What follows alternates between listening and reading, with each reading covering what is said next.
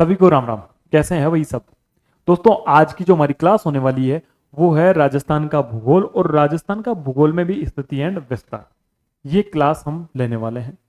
दोस्तों एक बात आपको बता दूं कि राजस्थान जो चतुश्रेणी कर्मचारी भर्ती एग्जाम है, ये सितंबर में फिक्स हो चुका है, सितंबर 2025 में। इसका मतलब है वैकेंसी श्योर आएंगी। अभी डिपार्टमेंट्स में इसकी अर्थनों के लिए वैकेंसी के लिए चीजें चल रही है कि आप हर डिपार्टमेंट सूचना दे गवर्नमेंट को कि कितने कितने पद खाली हैं। पदों खाली के हिसाब से एक चीज ये भी कंफर्म हो गई थी कि 48,593 पद आने वाले हैं। बहुत बड़ी भर्ती होने वाली है। इसके लिए तैयारी के लिए हमें समय चाहिए, और शुरुआत हम कर देते हैं राजस्थान जीके से, क्योंकि इंपॉर्टेंट राजस्थान जीके इसमें रहने वाला है। तो आप लोग ये जो क्लासेस है रेगुलर लेना है आप लोगों को, क्योंकि लंबी टाइम है और लंबा टाइम है, हमें सिलेक्शन लेना है। और मैं ये कह सकता हूँ कि अगर आप हमसे जुड़ते हैं, एज अ फैमिली आप जुड़ते हैं, हम आपका पूरा साथ देंगे, साथ निभाएंगे, और जहां आपकी मंजिल है वहां तक हम आपको लेकर जाएंगे, स्पेशली इस भर्ती के लिए। दोस्तों स्थिति एंड विस्तार को जब पढ़ते हैं तो सबसे पहले राजस्थान की के बारे में पढ़ने से पहले हमें वहां की ज्योग्राफी का पता होना चाहिए। तो ज्योग्राफी में स्थिति एंड विस्तार से क्या अंदाजा लगता है कि एक मैप है, ये राजस्थान का मैप है। राजस्थान के मैप की स्थिति क्या है, विश्व के अकॉर्डिंग वो राजस्थान किधर एग्जिस्ट करता है, कौन सी दिशा में है, भारत के हिसाब से कौन सी दिशा में है, और भारत के क्षेत्रफल का कितना क्षेत्रफल है, राजस्थान का खुद का कितना क्षेत्रफल है, इसकी अक्षांशीय स्थिति कैसी है, इसकी देशांतरीय स्थिति कैसी है, इन सब का, वहां की जलवायु का, इन सब का अध्ययन ज्योग्राफी के अंदर किया जाता है। तो ज्योग्राफी का पहला ही टॉपिक है स्थिति एंड विस्तार। हम देखते हैं कि भाई स्थिति कहाँ है। स्थिति से स्पष्ट होता है कि हमें चेक करनी होती है, सबसे पहले कंपैरिजन के हिसाब से ही देखते हैं कि वर्ल्ड के अंदर राजस्थान की स्थिति कैसी है। सबसे पहले वर्ल्ड को देखते हैं, तो वर्ल्ड के अंदर जो राजस्थान की स्थिति है, राजस्थान गोलार्ध में कौन से में है? उत्तरी गोलार्ध में। हमारा भारत देश उत्तरी गोलार्ध में, तो राजस्थान दो गोलार्ध है पृथ्वी के, एक होता है उत्तरी गोलार्ध, एक होता है दक्षिणी गोलार्ध। तो राजस्थान जो है, भारत जो है, वो पड़ता है हमारे उत्तरी गोलार्ध में। उत्तरी गोलार्ध में भारत पड़ता है। गोलार्ध तो हमने फाइंड आउट कर लिया कौन सा है, उत्तरी गोलार्ध। ये अक्षांशीय दृष्टि की ओर से हमें पता लगता है। अक्षांश की दृष्टि से हम जब अक्षांश के पॉइंट ऑफ व्यू से देखते हैं तो हम उत्तरी गोलार्ध में। पूछ ले कि देशांतर के पॉइंट ऑफ व्यू से हम कौन से गोलार्ध में, तो वो हमें पूर्वी गोलार्ध में। ऐसे इसके चार पार्ट किए जा सकते हैं। ये उत्तरी है, ये दक्षिणी है, ये पूर्वी है, और ये पश्चिमी है। तो हम पूर्वी में आते हैं। तो पूर्वी में तो टोटल पूछा जाए तो उत्तर पूर्वी। तो जब भी विश्व मानचित्र पर, ग्लोब पर राजस्थान की स्थिति देखी जाएगी, पूछी जाएगी, तब हम बताएंगे कि हम भैया रहते हैं उत्तर पूर्वी गोलार्ध में, यानी कि ईशान कोण में। तो ये एक चीज हम फाइंड आउट हो गई। आगे देखें फटाफट से, इजीली हम बहुत कम समय में बहुत ज्यादा चीजें देने का प्रयास करेंगे। भारत के अकॉर्डिंग देखते हैं, ये हमारा भारत का मैप है। ये किसी भी मैप में जब भी आप देखो तो मैप में हमेशा सबसे पहले नॉर्थ साउथ इसकी दिशाएं कर लेना। नॉर्थ सबसे ऊपर नॉर्थ, नीचे साउथ, ईस्ट वेस्ट, जिस तरह से आपकी कॉपी हो फिर आप देख लेना ना। ईस्ट वेस्ट, भारत कहां, ये राजस्थान कहां पर है? नॉर्थ वेस्ट में, यानी उत्तर पश्चिम में। कहां है? उत्तर पश्चिम। भारत की दृष्टि से उत्तर पश्चिम में, विश्व की दृष्टि से उत्तर पूर्वी गोलार्ध में है। याद रह जाएगा। देखो कुछ फैक्ट्स है वो हमें याद करने ही होते हैं, और ज्योग्राफी में मैक्सिमम फैक्ट्स होते हैं। फैक्ट्स को याद करने के लिए हम कुछ ट्रिक्स बना सकते हैं, लेकिन इनके लिए, आंकड़ों के लिए ट्रिक्स बनाना पॉसिबल नहीं होता है। तो राजस्थान का क्षेत्रफल क्या है? 342,239। किलोमीटर में पूछे तब, वर्ग किलोमीटर में पूछे तब कैसे बताओगे? 342,239। ये हमारे ऑप्शन में दिए होते हैं। ऑप्शन में अगर मील में दे रखा हो तो 132,140, 132,140 ऐसे याद करते हैं, 132,140 वर्ग मील। ठीक है। एक चीज, राजस्थान का क्षेत्रफल तो इतना है, लेकिन ये भारत के क्षेत्रफल का कितना प्रतिशत है? तो भारत के क्षेत्रफल का कितना प्रतिशत है? 10.41% के साथ में भारत में सबसे बड़ा राज्य क्षेत्रफल की दृष्टि से राजस्थान ही है। तो क्षेत्रफल की दृष्टि से राजस्थान का स्थान कौन सा है? प्रथम है। दो बातें हमें, दो फैक्ट्स हमें पता हुए। क्षेत्रफल की दृष्टि से राजस्थान का सबसे बड़ा जिला कौन सा है? ये चीजें पूछी जाती है कि बड़ा कौन सा है, छोटा कौन सा है। क्षेत्रफल की दृष्टि से सबसे बड़ा है तो वो है जैसलमेर। चलो भाई, जिलों के पुनर्गठन के बाद क्षेत्रफल की दृष्टि से राजस्थान का सबसे छोटा जिला कौन सा है? तो छोटा जिला है क्षेत्रफल की दृष्टि से जोधपुर। ये पुनर्गठन के बाद की बातें पढ़ रहे हैं। पहले कौन सा होता था? धौलपुर। अभी वर्तमान में नया नहीं पूछा जा रहा, अब पूछा जाने लगेगा। क्यों? क्योंकि ये गवर्नमेंट अभी जिलों का, जो मैंने अभी थंबनेल में आपने देखा होगा कि जिले रद्द होंगे क्या, तो कुछ जिले रद्द होंगे। कैसे रद्द होंगे? कि भाई जो जिले जिनमें एक आधी तहसील है, एक ही विधानसभा है और उसको जिला बना दिया, जैसे कि दूदू, तो इस तरीके के जिले कम हो सकते हैं। अब ये सरकार निर्णय लेगी, उस कमेटी के द्वारा जो रिपोर्ट सौंपी गई है, उस रिपोर्ट में कौन कौन से जिलों के लिए रिकमेंड किया गया है, फिर सरकार जिन जिन जिलों के लिए रिकमेंड किया गया है उनको हटाएगी और उसके बाद में ये दोबारा से नक्शा का आज जो भी बनेगा, फिर उसके हिसाब से आगे के एग्जाम्स में जीके पूछा जाएगा। खैर वो एक अलग बात है, लेकिन अभी हमारे पास सामने जो चीजें हैं उसके हिसाब से जोधपुर सबसे छोटा। राजस्थान के गठन के समय क्षेत्रफल की दृष्टि से सबसे छोटा, अगर गठन के समय पूछ ले तो डूंगरपुर था। वर्तमान में जोधपुर मानेंगे, गठन के समय पूछ ले तो कौन सा क्षेत्रफल की दृष्टि से? डूंगरपुर। ये राजस्थान का मैप है। गंगानगर, हनुमानगढ़, अनूपगढ़ नया जिला बन गया, बीकानेर, फलोदी नया जिला बन गया, जोधपुर ग्रामीण, जोधपुर, ठीक है। इस तरीके से नए जिले हैं। टोटल 50 जिले हैं अभी हमारे। एक चीज सबसे इंपॉर्टेंट जो चीजें पूछी जाती है वो हमें अक्षांशीय और देशांतरीय विस्तार, हर कई एग्जाम में ये सवाल मिल ही जाता है, चाहे वो आपको कथन के रूप में मिले चाहे कैसे भी मिले, लेकिन मिल जाता है। 23 डिग्री 3 मिनट उत्तरी अक्षांश से 30 डिग्री 3 मिनट उत्तरी अक्षांश, ये है अक्षांशीय स्थिति। कौन सी? ये ऐसे लाइन है, एक बार के लिए मैं बता देता हूं आपको। अक्षांशीय स्थिति में लाइनें यूं होती है, देशांतरीय स्थिति में ये खड़ी लाइन है। समझ में आ गया? अब देखो, जब हम अक्षांशीय स्थिति देखते हैं, अक्षांशीय स्थिति जब अपन देखते हैं किसी भी मैप की, तो हमारा राजस्थान जिस अक्षांश में पड़ता है तो वो यहां से पड़ता है 23 डिग्री 3 मिनट। ये देखो 23 डिग्री 3 मिनट उत्तरी अक्षांश, और ये यहां पर हो गया 30 डिग्री 12 मिनट उत्तरी अक्षांश। तो अक्षांश में इस स्थिति में राजस्थान आता है। देशांतर में आता है 69 डिग्री 30 मिनट से 78 17, पूर्वी देशांतर। देशांतर के आगे हमेशा पूर्वी लगा रहे हैं और अक्षांश के आगे हम उत्तरी लगा रहे हैं। क्यों लगा रहे हैं? क्योंकि अभी हमने पढ़ा था कि वैश्विक स्थिति से हम अक्षांशीय और दृष्टि से तो हम कहां पढ़ते हैं? उत्तरी गोलार्ध में, इसलिए उत्तरी लगाते हैं। और देशांतर में हम पूर्वी, तो पूर्वी लगाते हैं। ये याद ही रखना है हमें, 69 डिग्री 30 मिनट से 78 डिग्री 17 मिनट। आगे राजस्थान कुल 60 डिग्री 9 मिनट अक्षांशों में एवं 8 डिग्री 47 मिनट देशांतरों के मध्य विस्तृत है। कभी कभी हमें यह सवाल भी पूछ लेता है कि इन दोनों के बीच में अंतर कितना है। तो 30 डिग्री 12 मिनट में से जब हम 23 डिग्री 3 मिनट घटाते हैं, नॉर्मल बाकी करते हैं, तो क्या मिलता है हमें? 60 डिग्री 9 मिनट मिलता है। और पूर्वी देशांतर में अगर हम करते हैं तब हमें कितना अंतर मिलता है? 8 डिग्री 47 मिनट। दोनों में लगभग ये मिलता है। तो ये भी डायरेक्ट पूछा जाता है। फैक्ट्स याद रखना है, अक्षांश में ये है, देशांतर में ये है। राजस्थान की उत्तर से दक्षिण लंबाई, उत्तर से दक्षिण लंबाई जो है वो कम है। कितनी है? 826। उत्तर से दक्षिण कितनी है? 826 किलोमीटर। और एक पूछ ली कि पूर्व से पश्चिम में कितनी है, तो वो है 869। हमें यह ध्यान रखना है कि राजस्थान का जो मैप है लंबा कम है, चौड़ा ज्यादा है। लंबा कम है, चौड़ा ज्यादा है, यानी 826 तो लंबा है और 869 क्या है? चौड़ा है। ये याद रख लोगे। कहां से, जो ये 826 राजस्थान के उत्तर से दक्षिण लंबाई है, ये कहां से स्टार्ट होती है?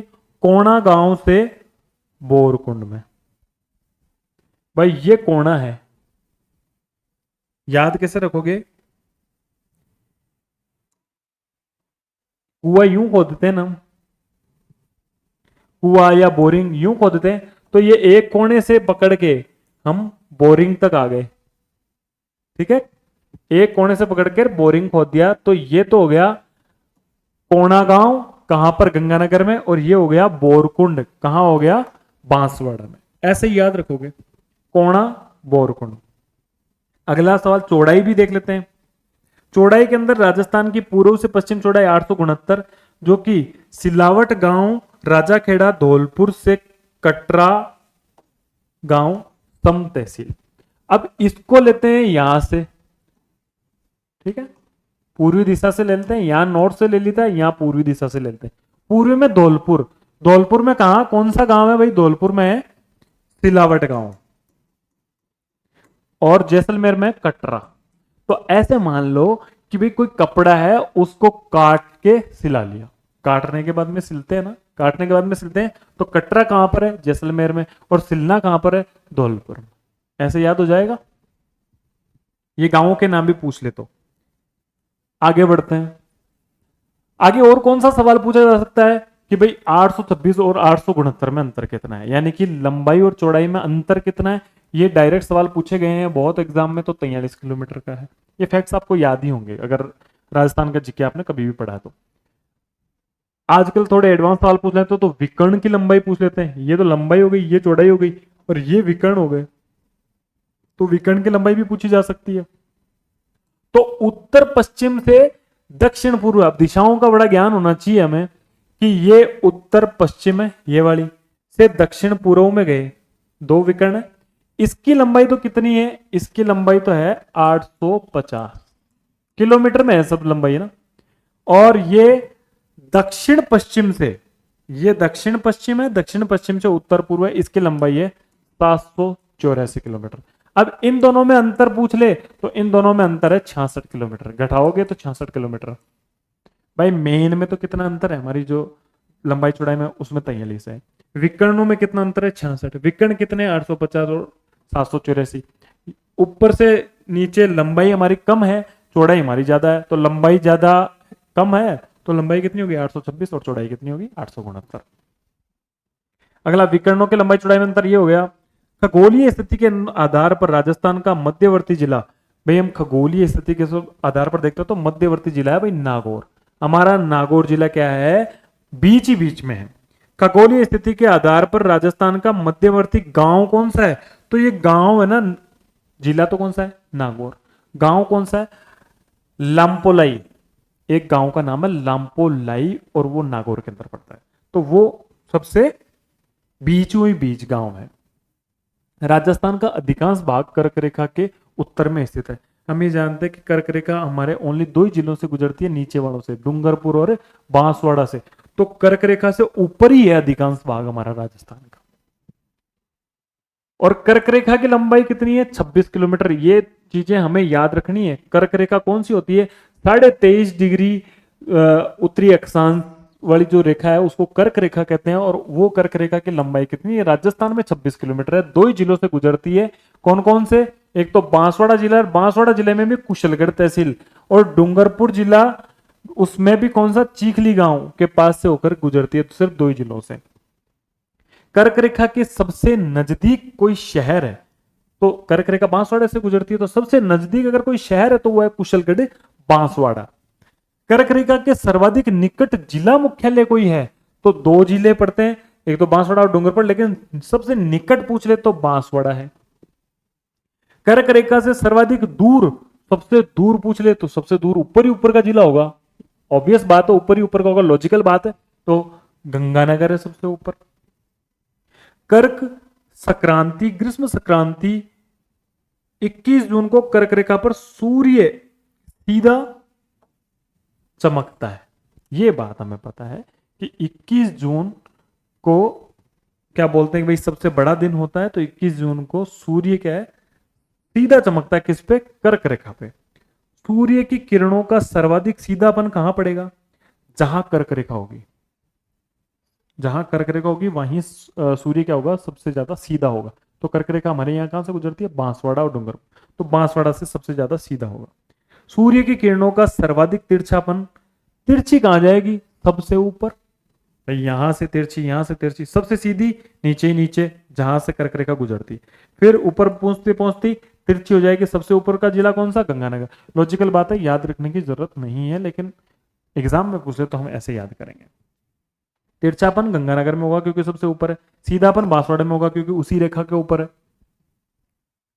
आगे बढ़े, राजस्थान की कुल स्थलीय सीमा, ये सब स्टार लगा लो भैया, ये याद होने ही चाहिए। ये ऐसे फैक्ट्स हैं कहीं ना कहीं टप की जाते हैं। तो 5,920 स्थलीय सीमा। अब स्थलीय सीमा क्या होती है, ये पूरे पूरे स्थल की पूरी, जब ये लंबाई नापते हैं ना बाहर बाहर की, तो इसको कहते हैं स्थलीय सीमा। और ये स्थलीय सीमा कितनी है, 5,920 किलोमीटर। अब इसके अंदर क्या होता है कि ऑब्वियस बात है, राज्य है, इस राज्य के पड़ोसी भी कोई राज्य होगा, हो सकता है कि कोई पड़ोसी देश भी हो। तो अगर राज्य की पड़ोसी राज्य से सीमा मिलती है उसको कहते हैं अंतरराज्यीय सीमा। तो अंतरराज्यीय सीमा है 4,850 किलोमीटर है। कितनी है, 4,850 किलोमीटर अंतरराज्यीय है। जैसे हमारा राज्य पंजाब, हरियाणा, उत्तर प्रदेश, मध्य प्रदेश और गुजरात, 5 राज्यों से सीमा बनाता है। तो इन 5 राज्यों से सीमा बनाता है, उसकी टोटल लंबाई 4,850 किलोमीटर है। और बाकी जो बची 1,070 किलोमीटर, ये भारत किससे बनाता है, सॉरी राजस्थान किससे बनाता है सीमा, पाकिस्तान से। और इस रेखा का नाम है रेड क्लिफ रेखा। क्यों, क्योंकि इसको सर सिरिल रेड क्लिफ ने नाम सॉरी बनाया था इस रेखा को, काल्पनिक रेखा को, तो उन्हीं के नाम पर इसका नाम रेड क्लिफ है। रेड क्लिफ रेखा का कितना प्रतिशत भाग, अब ये भी पूछ ले कि भाई रेड क्लिफ रेखा राजस्थान में थोड़ी है, रेड क्लिफ रेखा तो पूरी है, जो कि हमारे राजस्थान और ऊपर जम्मू कश्मीर से भी जो पाकिस्तान लगता है वो भी है। तो टोटल 32%, 100% अगर कोई रेखा है उसका 32% रेखा राजस्थान के पास में। ठीक है, यहां आप नक्शे में देख सकते हैं कि एक तो पंजाब, पंजाब से सीमा बनाते हैं, हरियाणा से बनाते हैं, यहाँ यूपी से बनाते हैं, ये उत्तर प्रदेश का नक्शा हो गया, और यहाँ एमपी से बनाते हैं, और यहाँ गुजरात से बनाते हैं। तो 5 राज्यों से, और इधर पाकिस्तान से बनाते हैं। टोटल लंबाई 5,920, टोटल राज्य अंतरराज्यीय सीमा 4,850, अंतरराष्ट्रीय सीमा 1,070 किलोमीटर। सबसे जो कम सीमा लगाते हैं वो इस राज्य से लगाते हैं, किससे, 89 किलोमीटर पंजाब से सबसे कम। सबसे ज्यादा किससे लगाते हैं, एमपी से 1,600 किलोमीटर। बाकी हरियाणा की 1,262 है, यूपी की 877 है, और गुजरात की 1,022 है। सबसे ज्यादा और कम पूछा जाता है तो सबसे ज्यादा भी बता दी, सबसे कम भी बता दी। पाकिस्तान से 1,070 बता दी।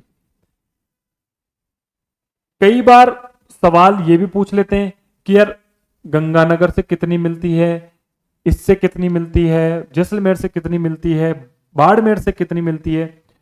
तो पाकिस्तान से जो सीमा मिलती है वो गंगानगर, पहले गंगानगर बीकानेर, ये अनूपगढ़ गंगानगर और बीकानेर का हिस्सा हुआ करता था। अब गंगानगर, अनूपगढ़, बीकानेर 3, एक जैसलमेर 4 और एक बाड़मेर, अब 5 जिलों से सीमा बनाते हैं। पहले 4 से ही बनाते थे, अब किसने से बनाएंगे, 5 से।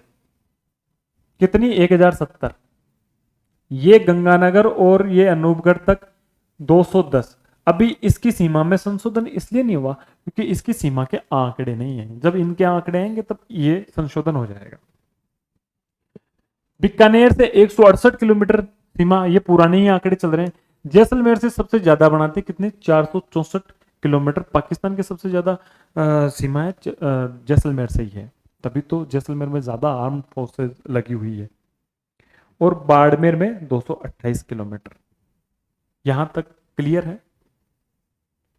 एक बात और कि एमपी के सबसे ज्यादा जिलों से सीमा बनाती है, कितने, सबसे ज्यादा 10 जिलों से सीमा बनाती है। पंजाब से 2 जिले लगते हैं, श्री गंगानगर की सीमा सबसे ज्यादा लगती है और हनुमानगढ़ की न्यूनतम लगती है। तभी तो आपको पता होना चाहिए कि गंगानगर में बहुत सारे पंजाबी भी रहते हैं। हरियाणा, हरियाणा के 8, हरियाणा से 8 जिले हनुमानगढ़ की सीमा सबसे ज्यादा लगती है। हरियाणा से कितने जिले लगते हैं? राजस्थान के 8 जिले लगते हैं। हनुमानगढ़ की सबसे ज्यादा सीमा। और कौन से लगते हैं? शेखावटी वाले जिले। जिले कौन से? चूरू, झुंझुनू, नीमका थाना। पहले नीमका थाना जिला नहीं था, कोटपुतली बहरोड जिला नहीं था, खेड़तल, तिजारा, अलवर, डीग, इन जिलों से हरियाणा की सीमा लगती है। यूपी से पहले 2 ही जिले थे, भरतपुर और धौलपुर। अब कितने हैं? 3, क्योंकि डीग भी जिला हो गया, तो डीग, भरतपुर और धौलपुर। नक्शे के हिसाब से हम पढ़ रहे हैं। एमपी, एमपी से 10 जिले मिलते हैं, धौलपुर, करौली, सवाईमाधोपुर, कोटा, बारां, झालावाड़। कैसे याद करेंगे भाई? अरे नक्शे में कैसे याद करेंगे? नक्शे से हमेशा याद करो। ये एमपी का नक्शा है, ये देखो, धौलपुर, करौली, सवाईमाधोपुर, ये कोटा, बारां, बूंदी से नहीं है, कोटा, बारां और झालावाड़, ये चित्तौड़गढ़, प्रतापगढ़, इस तरीके से 10 जिलों से मिलती है।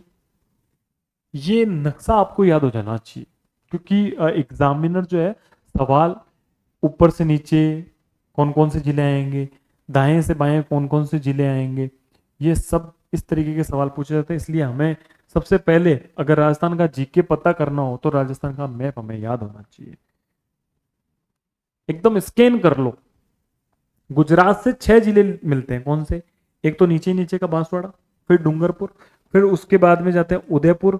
सबसे ज्यादा सीमा किससे मिलती है? उदयपुर से मिलती है। फिर ऊपर जाते हैं सिरोही, सांचौर, बाड़मेर। बाड़मेर पाकिस्तान से भी लगाता है और किससे लगाता है?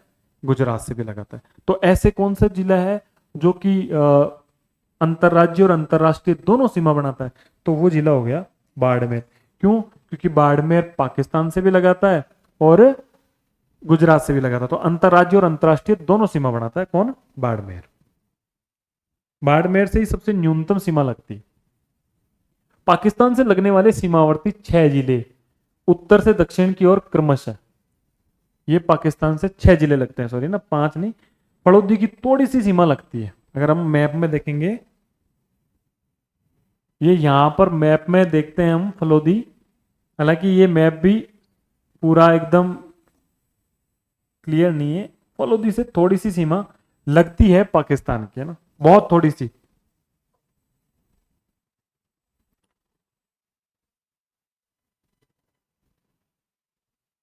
फलोदी से न्यूनतम सीमा लगती है, जैसलमेर से सबसे ज्यादा लगती है। तो श्रीगंगानगर, अनूपगढ़, बीकानेर, फलोदी, जैसलमेर और बाड़मेर, ये 6 जिलों से पाकिस्तान अब सीमा बनाता है नए जिलों के हिसाब से।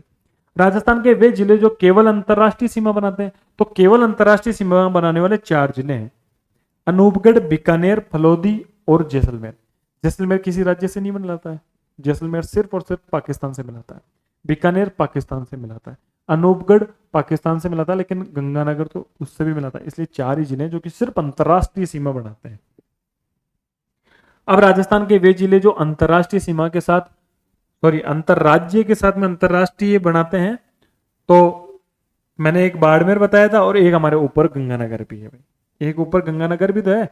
गंगानगर पाकिस्तान से भी मिला था और गंगानगर पंजाब से भी मिला था। तो पंजाब राज्य और पाकिस्तान राष्ट्र है, तो अंतरराष्ट्रीय और अंतरराज्य दोनों मिलाते, 2 जिले हैं ऐसे।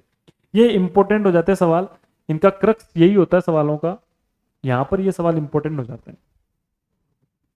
राजस्थान राज्य में पहले 7 संभाग थे, हमें सबको पता है, पहले 7 संभाग थे। अब नए जिले बन गए तो 10 संभाग हो गए। अब नए जिलों के गठन के बाद में संभागों की संख्या में बढ़ोतरी होगी, कुल मिलाकर कितने हो गए? 10 हो गए। सबसे पहले जयपुर संभाग, जोधपुर संभाग, बीकानेर, अजमेर, उदयपुर, कोटा और भरतपुर, यही थे। अब 3 नए कौन कौन से बने? तो एक तो 7 नंबर वाला, 9 नंबर वाला और 10 नंबर वाला। बांसवाड़ा संभाग, सिक्कर संभाग, एक तो बांसवाड़ा बना है, एक सिक्कर बना है और एक पाली। भरतपुर पहले से ही था। जयपुर में जिले कौन कौन से हैं? तो जिले आप नक्शे में भी देख लेना और यहां से भी याद कर लेना। ये याद रखना उतना ज्यादा इंपॉर्टेंट तो नहीं है, लेकिन फिर भी हमें एक बार के लिए नक्शे को समझना है तो देख सकते हैं। गिनती के हिसाब से देख सकते हैं किसमें ज्यादा है किसमें कम है। जयपुर, दुद्दू, कोटपुतली, बहरोड, दौसा, खेड़तल, अलवर, जयपुर ग्रामीण, ऐसे आप पढ़ लेना। ये तो सारी चीज मैं आपको अवेलेबल करवा दूंगा। मेन ये 3 जिले हैं वो नए बने हैं। कौन कौन से? बांसवाड़ा संभाग, सीकर संभाग और पाली संभाग। आगे बढ़े। आगे दोस्तों जो हमारी ये क्लास तो एक बार के लिए कंप्लीट हो गई है। स्थिति एंड विस्तार के बारे में मैंने आपको जो जो इंपॉर्टेंट चीजें बनती है वो पढ़ा दी है। आगे जो भी बाकी बचेगी वो अगली क्लास में हम चीजें कर लेंगे। आज की क्लास यहीं हम समाप्त करते हैं। एक चीज मैं आपको इन्फॉर्मेशन के लिए बता दूं कि पटवार और वीडियो की जो टेस्ट सीरीज है वो हमारे यहाँ चालू हो गई है। वीडियो भी है एक, है ना, ये यहाँ पर वीडियो है। पटवार और वीडियो दोनों की टेस्ट सीरीज हमारे यहाँ चालू कर दी गई है, जिसके अंदर 20 टेस्ट है और टेस्टों का कॉम्बिनेशन इस तरीके से किया गया है कि नोट टेस्ट के अंदर आपका पूरा टॉपिक वाइज टेस्ट हो जाए। 3 टेस्ट में आपको रिवीजन टेस्ट दिया गया और 8 फुल लेंथ टेस्ट दिए गए और मात्र ये 399 की इसकी रेट है, लेकिन अब भी 20% ऑफ चल रहा है। कूपन कोड फर्स्ट 100, जैसे ही 100 कंप्लीट हो गए कूपन कोड हम हटा देंगे। ठीक है, तो जो भी लेना चाहे। बाकी अगर आपको क्लास कैसी लगी है, कोई भी आपका फीडबैक हो क्लास के बारे में कि सर ऐसे करवाओ, तो हम वैसे करवा देंगे। आप हमें फीडबैक भी दे दीजिएगा। और अगर स्मृति कोचिंग क्लासेस के चैनल पर आप नए हैं और इस परिवार से आप जुड़ना चाहते हैं कि हम ज़्यादा से ज़्यादा आपसे कनेक्ट होकर सिलेक्शन लें, ऐसा चाहते हैं, सिलेक्शन में हम आपकी पूरी मदद करेंगे। जैसा आप चाहेंगे वैसा पढ़ाएंगे, क्वेश्चंस लाएंगे, मैराथन क्लासेस लाएंगे। हम पहले भी स्टेनो में भी हमने क्लासेस दी है और आगे भी आने वाले एग्जाम्स में देने वाले हैं। तो जो भी चतुश्रेणी का एग्जाम के लिए हमसे जुड़ना चाहता है कि भाई ये अगर पढ़ा रहे हैं सही यूट्यूब के थ्रू, इस परिवार से आप जुड़ने के लिए इस चैनल को आप सब्सक्राइब जरूर कर दें और अपने दोस्तों तक भी शेयर कर दें। मैं तो ये कह रहा हूँ कि जो लोग हर तरह से उम्मीद हार चुके हैं उनके लिए चतुश्रेणी वरदान साबित हो सकती है। कि भाई कई लोग हो गए ना कि 2-4 साल हो गए मुझे पढ़ाई छोड़े हुए भी, मैं तो पढ़ना ही नहीं चाहता, लेकिन ये एक उम्मीद की किरण है, क्योंकि भर्ती बड़ी है। जब लार्जर देन स्केल पर भर्ती आती है तो उसमें लगने के चांसेस ज़्यादा होते हैं। लेकिन हमें अगर सही गाइडेंस मिल जाए, कम हम पढ़ लें, चाहे किताबें कंटेंट जितना कम रखोगे और जितना सेलेक्टेड रखोगे लेकिन अच्छा रखोगे, ऐसे भी नहीं कि कम रख दिया तो कुछ भी नहीं पढ़ा, हम मैं ये भी छोड़ दूं मैं वो भी छोड़ दूं, ऐसा काम नहीं चलता है। कंटेंट सेलेक्टेड हो, आपको प्रीवियस ईयर के पेपर का नॉलेज हो और प्रीवियस ईयर के क्वेश्चंस प्लस में प्रीसाइज कंटेंट अगर आप पढ़ते हैं और नवीन पैटर्न के हिसाब से पढ़ते हैं कि बोर्ड ये पैटर्न दे रहा है, उसको फॉलो करके पढ़ते हैं, तो सिलेक्शन के चांसेस आपके बढ़ जाते हैं, चाहे कोई सा भी एग्जाम हो। और हमें ये एक्सपीरियंस है, तो आप जुड़ सकते हैं। हमारा जो नंबर है उस पर कॉल करके हमसे जानकारियाँ भी आप ले सकते हैं। ठीक है दोस्तों, मिलते हैं किसी नेक्स्ट क्लास में।